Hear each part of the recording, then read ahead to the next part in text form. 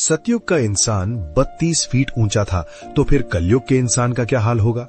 गरुड़ पुराण और मनुस्मृति में चारों युगों के इंसान की लंबाई और उम्र का जो सच बताया गया है वो आपको हैरान कर देगा।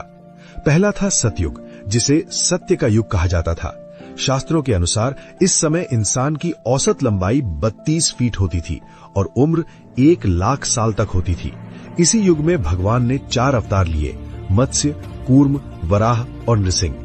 इसी समय समुद्र मंथन हुआ था और भगवान शिव ने सृष्टि बचाने के लिए विष पिया था। दूसरा आया त्रेता युग। यहाँ धर्म थोड़ा कम हुआ, इंसान की लंबाई घटकर 21 फीट रह गई और उम्र 10,000 साल हो गई। इस युग में भगवान ने वामन, परशुराम और श्री राम के रूप में अवतार लिया। तीसरा था द्वापर युग, जहाँ पाप और पुण्य बराबर हो गए। इंसान की लंबाई 11 फीट के आसपास रह गई और उम्र 1000 साल तक सिमट गई। इस युग में भगवान ने श्री कृष्ण और बलराम के रूप में अवतार लिया।